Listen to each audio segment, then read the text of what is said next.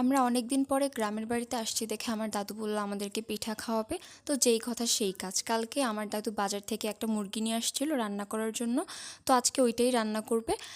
প্রথমে আমার দাদু একটা পাত্রে চালের গুঁড়া নিয়ে নিয়েছে, ওইটার মধ্যে একটু লবণ দিয়ে পানি দিয়ে হালকা একটু মাখায় নিছে, একবারে পুরো পানি দেয় না, অল্প অল্প করে পানি দিয়েছে। আমার দাদুকে জিজ্ঞেস করলাম যে এভাবে কেন করতেছো, উনি বলল যে এভাবে হালকা হালকা করে পানি দিয়ে মাখায় নিলে নাকি পিঠাগুলো অনেক ভালো নরম আর মুচমুচে হয়।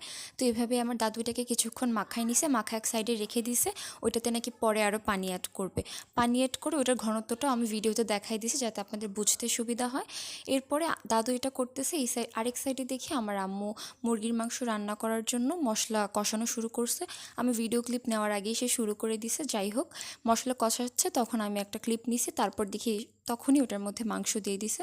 তো আমার আম্মু খুব দ্রুত রান্না করতেছিল, কারণ আজকে অনেক দেরি হয়ে গেছে এগুলো করতে করতে। আম্মু আজকে আবার বাজারে গেছিলো একটু, এইভাবেই রান্না করতেছিল। দেন কিছুক্ষণ পরে দেখি মশলা টশলা নিয়ে একবারে ভালো মতো কষাচ্ছে। আর কিছুক্ষণের মধ্যেই মুরগির মাংস যেহেতু রান্না করতে বেশি সময় লাগে না তেমন একটা, কিছুক্ষণের মধ্যেই দেখি মাংস রান্না করা শেষ।